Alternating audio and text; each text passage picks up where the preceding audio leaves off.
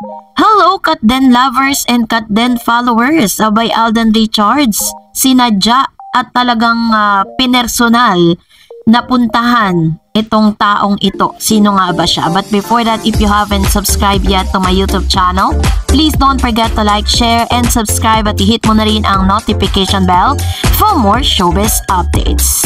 Of course, bago tayo magpatuloy sa ating updates for today's video, nais ko po muna magpasalamat sa lahat ng mga legit viewers, subscribers at ang lahat ng mga legit na nanonood, sumusubaybay sa lahat ng ating mga updates. Thank you so much! And for today's video, kahapon nga, January 10, 2025, ay official na nga pong napanood ang Hello Love Again sa Taiwan, kung saan isa ito sa mga wishes at panawagan ng mga Pilipino sa Taiwan na mapanood nga nila, mabigyan sila ng chance na masaksihan ang movie na ginawa po ni Miss Catherine at ni Alden Richards. Tuwan-tuwa po at napakaganda ng kanilang mga review. Although talagang ang dami na po nag-pirate ng movie na ito, pero still iba pa rin talaga yung experience kapag napanood po siya ng personal sa sinihan. 'Di ba? Kaya talagang mas marami pa rin pumipili na manood sa sinihan at ma-experience yung kilig, yung sigawan ng mga audience, 'di ba? Yun yung mga talagang exciting part na kung paano ka patawanin ni Joros, kung paano ka paiyakin ni Catherine, at paano ka pakiligin ng Katden. So that's really amazing experience when you're going to watch that movie on big screen. And this time ito na, dahil hinangaan at talaga namang hindi talaga matatawaran ang kabaitan nitong si Mr. Alden Richards dahil sa isang post ng isang fan, si Jerome Vergara. Sabi niya, "Ma, alam kong masaya ang puso mo dahil nakapagpa-picture tayo kasamang idol mo. Kahit papaano nakakabawi pa ako sa'yo. Alam kong narinig mo ako at ito yung way mo para mabawasan ang kalungkutang nararamdaman ko naming lahat. Hanggang ngayon, pinaparamdam mo pa rin na nandyan ka palagi sa amin. Mahal na mahal ka namin, Ma. Hindi ka na sa standee lang may picture kay Alden." Isa sa mga biggest fan ni Mr. Alden Richards ang nag-request. Kasi po sa kanyang post, tinag niya si Alden Richards. At ito pong taong ito sobrang fan na fan ni Alden. Sabi niya, "Sir Alden Richards, maraming salamat po sa pagtupad ng pangarap ng mama ko. Sobrang iniidolo niya po talaga kayo. Sobrang saya po ng aming mga puso at naibsan po ang aming kalungkutan. Condolence din po sa inyo. Kami po ay nakikiramay."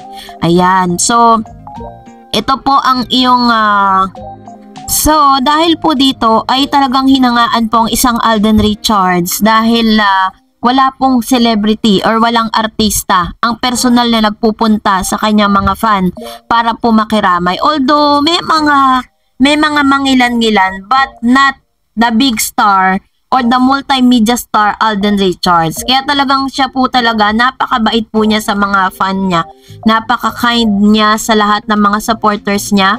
Kasi katulad ng laging sinasabi ni Alden Richards, kung nasan man daw di umano siya ngayon, utang niya po ito sa lahat ng mga supporters niya.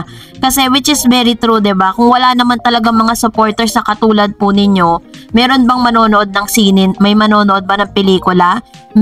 Meron bang bibili ng mga ini-endorso nilang product? Kaya gano'n na lang po yung pasasalamat at gano'n na lang po mahalin ni Mr. Alden yung kanyang mga fan. Sa likod po ng photos na ito, nagbigay din ng mensahe si Mr. Alden. Sabi niya, "Nanay Vilma, pahinga na po kayo. God bless you po." At may sign po yan ni Mr. Alden Richards. So talagang hinangaan po siya ng marami mga fan for being so kind and very respectful at yung parang sympathizing ba yun? O parang nakikisimpatya siya, nakiki-empathize sa mga ganitong klase ng pagkakataon. Kaya naman sobrang hindi tayo magsisisi kung bakit sa Alden Richards yung isa sa mga sinusuportahan natin because he's really kind and napaka bait na tao, napaka-generous na tao. So, for that, narito naman ang ilan sa mga comment at reaction po ninyo patungkol naman sa ating latest updates.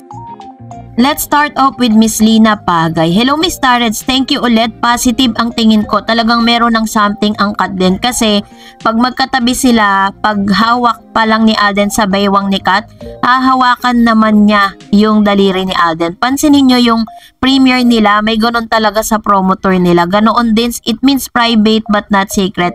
Kahit sabihin pa rin nila for promotion lang, pero meron na yan. Di na tayo pinanganak kahapon, diba?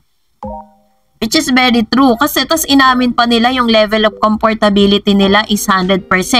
Ang comfortability, hindi naman po nakukuha yan agad-agad na parang ngayon lang kayo magkakasama, wala ng again sa movie, tas komportable kayo agad. Which means, sa haba rin ng panahon na talagang na-establish po nila yung kanilang friendship, and friendship is the best foundation of any relationship. Yan ang kasabihan ng maraming matatanda. And tama po sabi ni Ma'am Shelina, hindi naman tayo pinanganak kahapon at hindi natin maiintindihan ang bawat galaw at ang bawat mga mga gesture na pinapakita. Sabi ni Miss Helena Pacquiao, bakit kung inisnab, wala namang mawawala sa kanila ni Kat and Alden, which is true. Sabi ni Miss Nelia Shiple, Kengkoy na Kengkoy talaga si Kengkoy Padilla talaga. Woo! Sabi si Kengkoy. Ayun. So, kasi napadaan kasi talaga siya doon. Pero, hindi naman talaga niya sinasadyang mapadaan doon sa standee na yon, doon sa picture, or doon po sa endorsement picture ni Miss Catherine and Alden na magkatabi pa sila. Pero, halata mo naman talaga na halos ayaw tignan ni Mr. Daniel Padilla.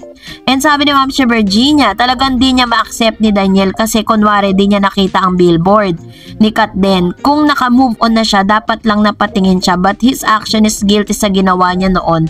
Di na siya babalikan kahit anong pagsusuyo. Doon ka na lang sa mga katulad mo at mga fans mo. Ayan. So ito naman po ay opinion ni ng isa sa mga viewers po natin, Thank you so much. And sabi ni Ma'am Chibergy, hello again, thank you Ma'am Dars, blessed day to all viewers, Kat Den and supporters, followers here.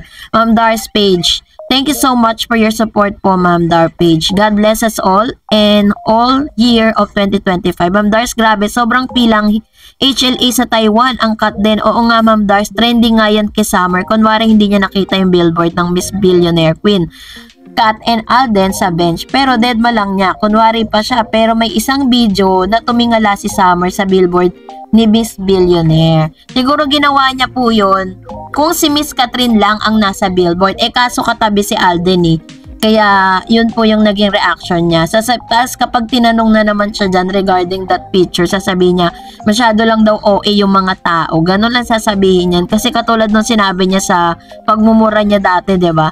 Sabi niya, ay, miss ko na ang Kat din. Super. But anyway, maghintay lang ako kung kailan sila mag-ayuda. Kahit na walang ayuda, I'm still here for Kat din. I'll never change for them, especially for Miss Billionaire Queen Kat. Dahil siya lang ang ako humanga. Basta dami-dami ng artista na bago. She only the one. Ayan. So, si Ma'am Virginia, if I'm not mistaken, nasa, po siya? Nasa Taiwan din po ba kayo, Ma'am Or parang, hindi ako nagkakamali meron kasi siyang bansang sinasabi, parang Dubai, ganun. Kasi may mga bansa na parang yung mga Muslim countries ayaw nila. Sabi dyan, she's the only one na may Miss Billionaire Queen Kat ang love team and soon couple to be Kat din naman forever. Mama, and we love you both, Kat din. Ayan, ito naman yung kanyang komento with regards to this.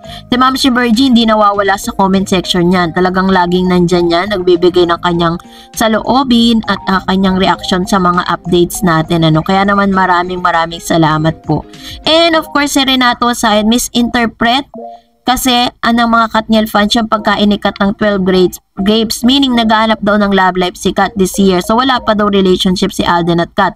According to my research, eating 12 grapes under the table on a New Year's Eve means looking for a successful career and strong relationship. Hindi siya naghahangad siya ng strong and better relationship. So na siya sa karelasyon which niya na maging strong and better ito. Magkakaiba kasi yung naghahanap sa naghahangad. Ayun, yun pala. Tama naman si Renato.